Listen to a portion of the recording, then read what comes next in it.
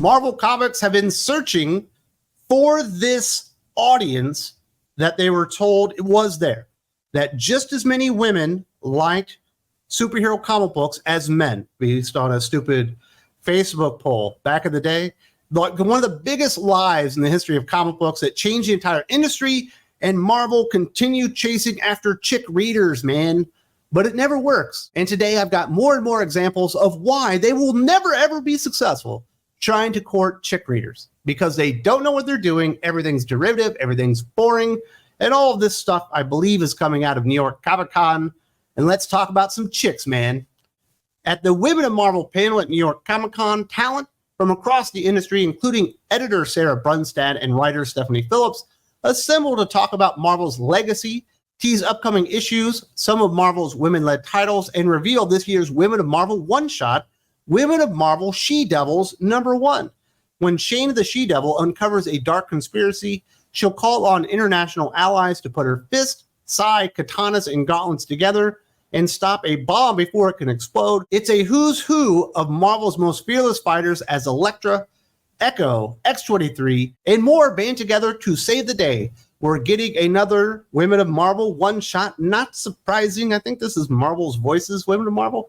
Who knows? I think there's like a Women of Marvel podcast where these stupid ideas come out. The editor in question that they mentioned, Sarah Brunstad, is admittedly the worst eye for talent in the entire industry. Her main focus is to hire as many lesbians at Marvel Comics as humanly possible without ever caring whether they know how to write comic books or not. Although Stephanie Phillips, I don't believe is a lesbian, but it sounds like they're friends. So they're going to be doing this comic book, and then you just kind of look at the characters. What are they doing with Elektra right now? She's Daredevil. What's X-23 all about? They want her to be Wolverine. I think we even have Blade's daughter there on that just horrifically fucking ugly cover. And this is why you'll never get female readers into superhero comic books. First of all, most female readers aren't interested in superheroes. They're interested in superheroes if their boyfriends or their dad or a male counterpart are interested in it. But if they actually want to go out there and read stuff on their own in the form of comic books, it's mostly going to be like romance stuff. It's going to be mystery stuff. It's going to be horror and things of that nature. The superhero genre itself doesn't exactly open the doors to lots of female readers. Not that there aren't female readers out there. Not that there aren't awesome female comic book fans, because there are. Plenty of them are here on the channel right now. But what they try to do, they take the skin of a male character and they put it on a female character and say, see, look, now you have a Daredevil. Now you have a Wolverine. Why are you not happy? You don't want to read that? And it doesn't exactly fit the sensibilities of the wider female audience out there. And then the female comic book buying audience that they actually do have are like, wait, I actually like Wolverine. I actually like Daredevil. I kind of like X-23. I kind of like Elektra. Why are you fucking all this stuff up? And then you alienate them as well, basically never successfully finding an audience ever. None of these Women of Marvel specials have produced anything of consequence. Nothing memorable, nothing interesting, nothing anyone actually wants to read. Because they don't go out there and they don't find the best talent, they go find a Stephanie Phillips, who is admittedly marginal. Might be an overstatement on how good she is. She's probably far less than marginal. Although Cap Wolf and the Howling Commandos was enjoyable. That's the best thing that I can say about Stephanie Phillips as a writer.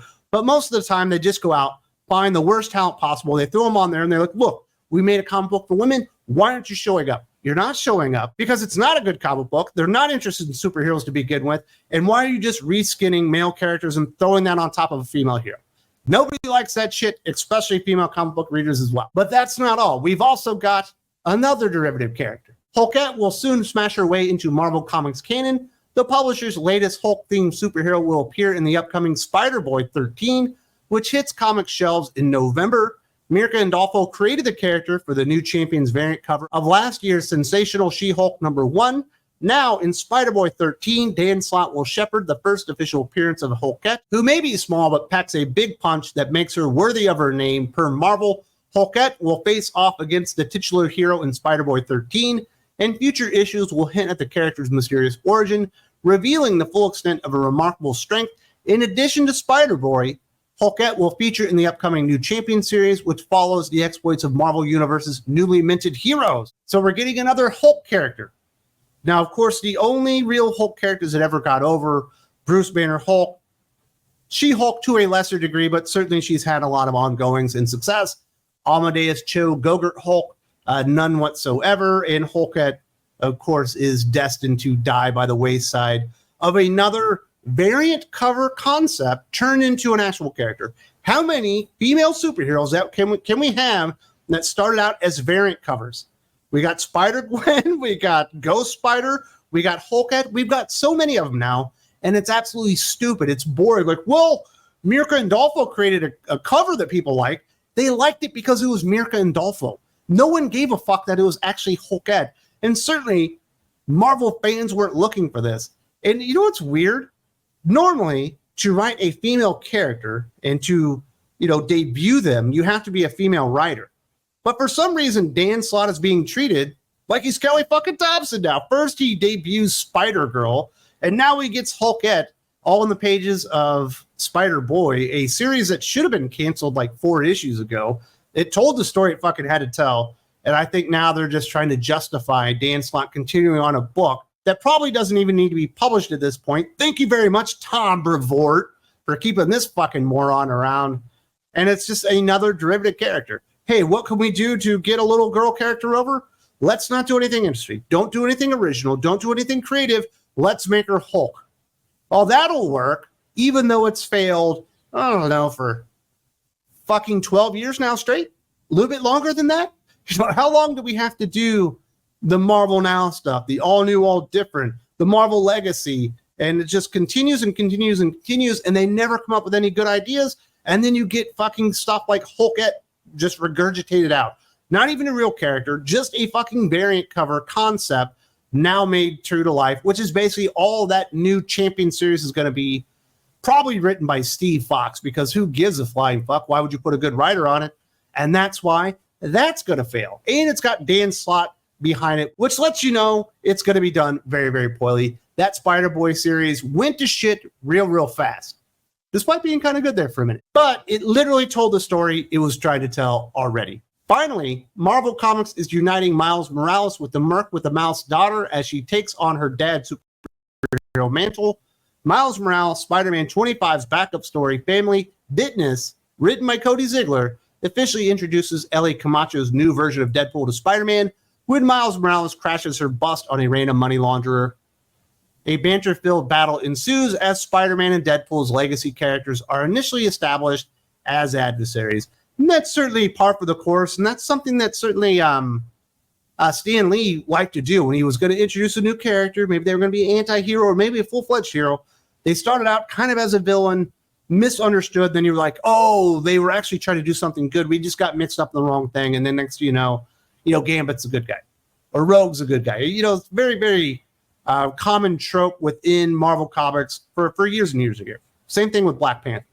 First appearance in Fantastic Four or whatever. So that's pretty normal. That's par for the course.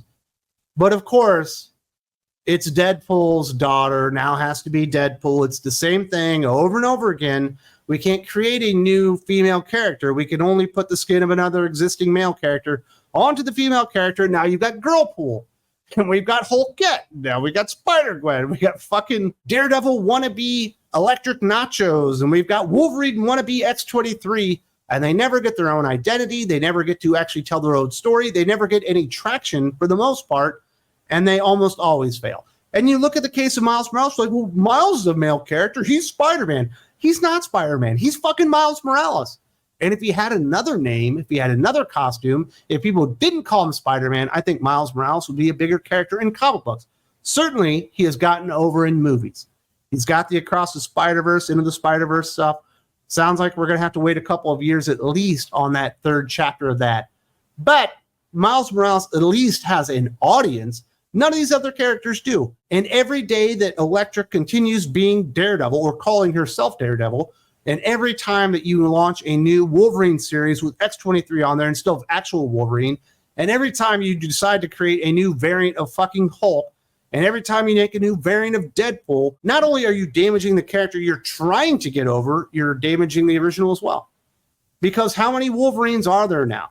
How many different variants, not only of fucking Logan, but of X-23 are out there at this point? How many characters do we need calling themselves Daredevil? How many different versions of Hulk do we need? How many different versions of all these fucking heroes, including Blade, do we need? And you end up watering everything down. The shit never gets over. And all along, because there was a stupid poll out there, they're like, 50% of our readers should be female. That was a lie from the very beginning. If you want to court the female audience, you need to create characters and stories designed for the female audience, not trying to disguise your superhero comics as being for girls. Not that girls don't like superheroes, not that there aren't awesome female readers. There are, but the vast majority of women aren't exactly there for action-based superhero storytelling. It's not something that they're going to go out of their way to consume, and you will never find this audience doing it this way. You will only alienate the audience that you do have, make it very, very annoying, waste the resources, the limited resources that you do on characters that will never get over with fans that absolutely loathe them, and make it worse and worse and worse, and you dig your hole deeper and deeper, deeper, that you're eventually going to have to get yourself out of now that you're, 12, 15 years deep into this and completely pot committed to the idea. It's absolutely ridiculous. It's never going to work. It's never worked, and it won't work. I declare it right there. Now, I did mention this stupid poll from Facebook, the biggest lie ever told in comic books, that somehow every publisher decided was the gospel truth and started altering all of their publishing plans based on it. Right here, awesome discussion, the stupidest, biggest lie in all of comic books, and they actually fell for it. Hook, line, and fucking sinker.